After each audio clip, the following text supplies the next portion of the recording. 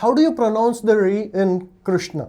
Is it re or ru? Why are there two sh sounds in our languages? Why are there all these bizarre letters at the end of k, k, g, g, right? It seems like there are some ridiculous things in Devanagari script, but in reality, it is such an elegant system. Today, I want to talk to you about that, how it is scientific and beautiful. Okay? One, you already pronounced the re and the ng and the ng sounds. So do you even know how to pronounce the ng sound at the end of k, k, g, g, ng and ch, ch, j, j, nya? no, because they are made up sounds. You can pronounce them the way you want. I mean, this was just taught so badly in our schools, right? I'm not kidding. My second standard teacher taught this as ch, ch, j, j, nya is the sound of a small baby crying. Okay, no. K, k, g, g, ng is the sound of an even smaller newborn baby crying. Okay, no, I'm not. And this is absolutely the wrong way of teaching these things. Okay, sure, we don't use these sounds anymore, but there is a system to it, and that system will also explain the r sound in Krishna. Okay, I genuinely don't know what First, sound. I'm going to ask you a different question. Okay. Okay. Whenever we are taught the Devanagari script, right? It is arranged in this table, k, k, g, g, ng, ch, ch, j, j, and so on until p, right? Correct. Did you ever think about why it is always arranged in this table like this? No. There is a system. Okay. Okay. I want you to do the following. Okay. All right. Just say k, k, g, g, ng. All of you. Oh, that's like a wow. Okay. K, k, g, g, ng. Oh, in the same. Oh. Okay. Realize that your mouth and your tongue was in the same position for all those sounds. K, k, g, g, ng. Oh. Yeah. It works. Try with ch, ch, j, j, nya. Cho, cho, jo, jo, nyo. Oh. Tongue movement is same for all 5 of those sounds, right? That explains why t, th, d, d, n and t, th, d, d, n. And p, p, b, b, m, right? So a ro is same tongue movement and same mouth position. All the different sounds that you can make. All right. Okay. But what about the columns? Okay, even the columns have a meaning. Okay. Wait. K, k, g, g, ng. What is the meaning of the column? First of all, just look at the first column and second column. Okay. The only difference is the aspiration, the h part of it. Correct. Right? So k, k, ch, ch, t, th, right? Correct. So that's simple enough, right? And similarly, third and fourth column, g, gh, j, jh. Correct. What is the difference between columns 1, 2 and columns 3, 4? K, k and g, g. The second column is a little fatter. It is the little fatter, exactly. That's a very good articulation. The reason it is fatter is because in the third and fourth, your vocal cords are actually moving. It's called a voiced consonant as opposed to unvoiced. So what I want you to do is the following. Keep your hand here at the top, just a finger, and do k, nothing much happens. But if you say g, it is vibrating a lot, right? G. Oh yes, it is. So the first 2 columns are voiceless, which means that vibration here is not being used. So most of the sound is created in your mouth. Whereas the third and fourth are voiced, which means that the voice is getting created here and then coming out, which is why it is fatter. K, k, g, g. Oh, you can actually feel it here. And same thing, p, p, b, b. P, p, b, b. Oh yeah, it's right here, just above the Adam's apple for the guys, and I don't know what to say for the girls. They also have an Adam's apple, it's just smaller, okay? Yeah, but I mean, okay, fine. But I'm ready to explain the columns, right? Yes. First column is voiceless, unaspirated, which means no sound being created here, all sound in the mouth, and you are not doing the h.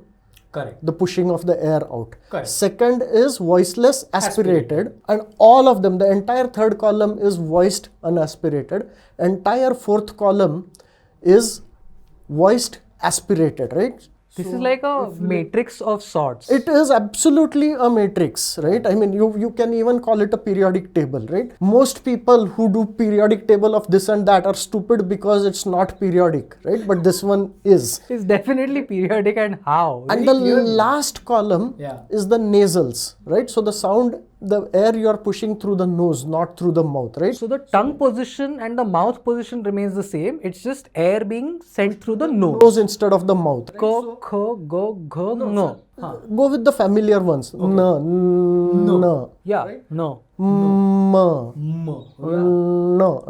No. Right? Yeah. And now, using this column and row, you are ready to pronounce the g and y properly. Right? Yeah. So you want to push the air out like a n, but keep your mouth and tongue position like a k, and that's how you get the ng, k, k, g, g, ng. Actually, I used to use this trick back in school when they asked me to pronounce it. What I used to do was I used to look for anuswar words like anka and anga, and that ng sound is how I would remember the corresponding sounds in the row. I didn't realize that what I was natively doing was this. Absolutely. I was actually following the rows and columns. Right. Wow. Okay. In fact, there is no single anuswar as such really when you think about it, right? Correct. Because the dot that we use, really, if the following word is a k, kh, g or gh, then the dot is really a half ng. But if the following sound is a ch, ch, j or jh, then it's a half ny, and so on, right? And that's why you will see that in Mandal, it's a half n, not a half n. Correct. Right? Whereas, and so on, right? Yeah. But the next question is, what about those stragglers, the ones we would just leave out for later? I was just thinking of that. Okay, calm down. Okay. But one unfortunate thing is that the way we were taught isn't really ideal. Okay. Because if you shift them, they fit into the same grid so nicely. Okay. So for example, if you add 2 more columns after our nasal, right? There are 2 new sounds. One is called an approximant, and the other is called a fricative, right? So y, r, l, v are approximants, and what approximant means is that you keep the same mouth position, same sort of tongue movement you do, but you don't touch the tongue to the top or the front or wherever. It has to remain in the air. Yeah, because with ko, cho, to, po, the tongue progressively comes from back of the mouth to almost touching your teeth. And the tongue is touching somewhere, right? Yeah. It is pushed out, right? Something that you need to be really careful while recording on a mic. Plosives. But when you do that same sound, except that you leave the airflow open. Right. Okay? But only a tiny airflow. Then you get an approximant. Yeah. Right? The tongue is pretty close. Like ch. It's like ch but not touching. So that's yeah. So it's in the same line as ch. Okay. If you do something similar but for t, it just touches. Yeah. Okay. Same thing if you do with the teeth, touching the tongue, touching the teeth, you end up with a l. Yeah. Right. So airflow is continuous, but l. Yeah. L. Yeah. L. And similarly, the next column is fricatives. Okay. It is similar to approximant, but you narrow the gap even more, and you actually cause the sound, right? Okay, that sound. The hissing sound. Okay. Right. So those are the fricatives. So sh. So do the ch row, but with a hissing sound, right? Ch, ch, j, j, y, sh. Yeah. So that's our first wala sh. Okay, that's the sh. But if you do the t row, t, th, d, dh, n, r, sh. Oh, so this is a different sh. Right. Okay. Sh and sh. Oh. The second sh has your tongue rolled inside, like the t, n, sh. So why do we have these 2 different shs? It depends on what is the sound coming afterwards. Okay. So if the sound coming afterwards is from the ch, ch, ch, j, j, family, then you use the first sh because your tongue is in the front and you want to continue it in the front. Ashcharya. Right? Yeah. Ashcharya. Whereas, Ashcharya doesn't make sense. Ashcharya makes sense. whereas if the next sound is from the third family with your tongue rolled back, Kashta. Oh yeah. yeah, so then your tongue, basically the idea is that you don't want to flip your tongue from front to back or back to front. So you make it easy for yourself. For 30 plus years, I have wondered the difference between the sh and the sh. Now you know. And it took him less than 30 minutes to explain the difference. I am judging my school teachers so hard right Absolutely, because this was known 2000 years ago. They designed it like this. This is by design. So I don't know why they never teach us this, right? Right. So that's kacha tata pa rose and then yara lava sh. No, there are two shs. So sh and sh. Yes. Then there is sa, of course, which is the taro. Yeah. And kshodnya. So, is just Marathi. Okay. forget it, right? That's not part of the regular. Let's not forget it. It is specific to a specific language. But ksha, jna, and tra, right? These are just, these are combined letters. They really don't have their own existence. I don't know why it is taught to us separately. They shouldn't be. I think I know why. It's probably because publishers wanted to save some space and putting th and r separately was two letters. Instead, they made thr and saved space of one. No, sometimes it is just, writing the letter, a combined letter in the regular style would be too complicated. Yeah, right? that. You have to come up with a different way of writing it and then you have to teach kids how to read. Look, I am happy. It makes my name look nice when written in Devanagari. So I'm very happy about it. But then these are the consonants we've been speaking about. What about the vowels? Actually, the vowels also fit into the same grid. Into this periodic table? So, what is a vowel and how is it different from a consonant? A vowel is a sound in which the airflow is never obstructed. It is just continuous airflow. A, E, U, right? No airflow never stops. Now, if you try to use the same mouth position as the k, kh, g, ro, but keeping the airflow open. Okay, k, kh, g, you end up with an right? And if you do widen it, then you get an a, right? So a is in the same row as the k, kh, g. Interesting. Okay. Ch, ch, j, j, you do ch, ch, j, j, e. Cho, cho, jo, jo, e. Yeah. Right? E and E are basically in that row. Okay. Same thing if you do with the p row, right? You will get p, p, b, b, m, u. Ma and u. U.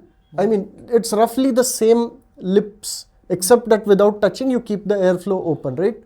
Keep the tongue position same. P, p, b, b, m, u. Bit of a stretch, but maybe yeah. Right? Now we are ready to talk about Krishna, right? There is that sound again. Krishna. Okay. Imagine what will the vowel sound be for the t row, right? So your tongue has to be back, but because it is a vowel, it can't be touching. So it has to be in the air. Because the airflow has to be open.